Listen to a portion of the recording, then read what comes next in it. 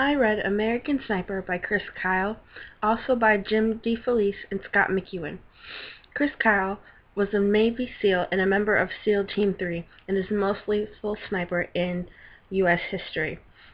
Chris Kyle has written one other book called American Gun, A History of the U.S. and 10 Firearms. The book American Sniper gives the reader a glimpse of what Chris Kyle endured in his journeys to Iraq and the other parts of the Middle East and all his missions. He discusses the surroundings of when he was in the desert or a camp, or even when he comes back home to his home in California. It gives you a feel of what's going on. He talks about the people and they called them insurgents, the ones that they had to find and kill.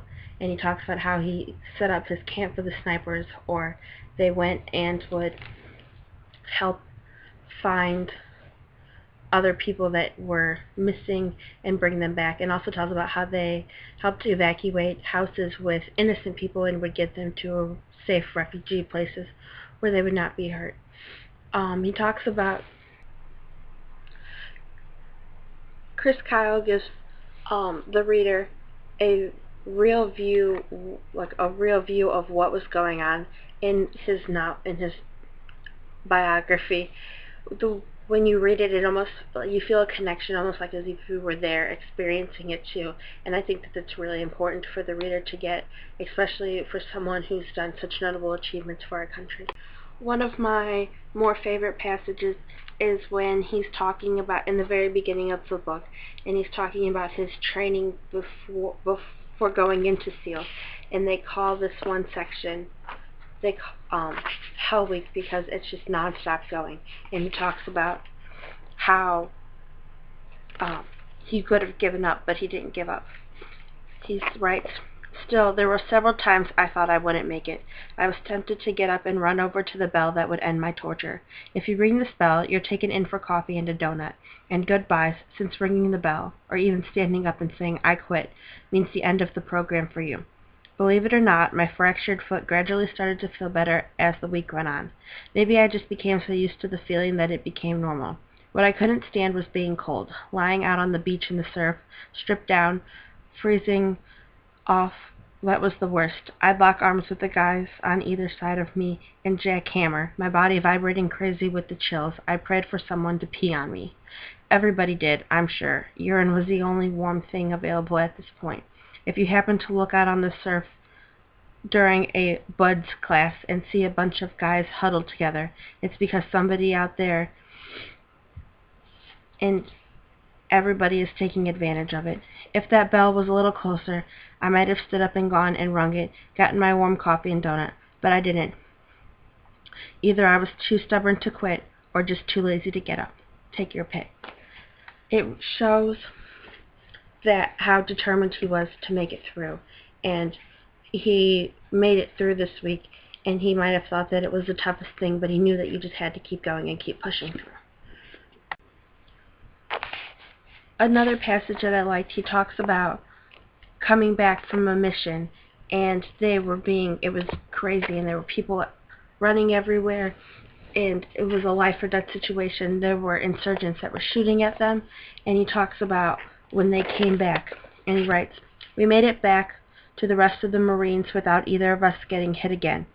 I never found out who that guy was. I've been told he was a second lieutenant, but I've never had a chance to track him down. The other Marines said I saved his life, but it wasn't just me. Getting all those guys to safety was a joint effort. We all worked together. The Corps was grateful that I helped rescue their people, and one of their officers put me in for a Silver Star. According to the story I heard, the generals sitting at their desk decided that, since no Marines had gotten Silver Stars during the assault, they weren't going to award one to a SEAL. I got a Bronze Star with a V, for valor in combat, instead. Makes me smirk to think about it.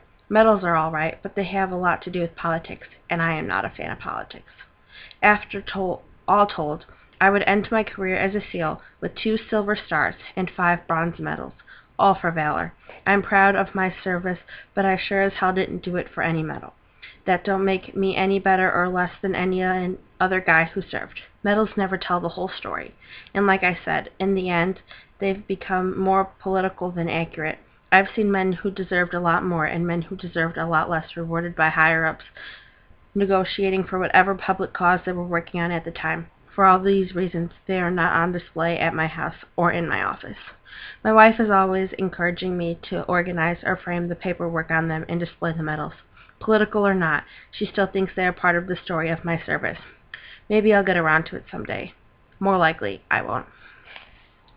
It shows how this passage, when he's talking about his medals, it shows that he's not a selfish person, and he's willing to do anything. And obviously, he's put his life on the risk for many, not just these Marines, but anyone helped by serving in the Navy. He's helped hundreds of thousands of people just here at home in the United States and overseas, and it shows how brave and how determined he was to make sure, and how dedicated he was to doing the right thing.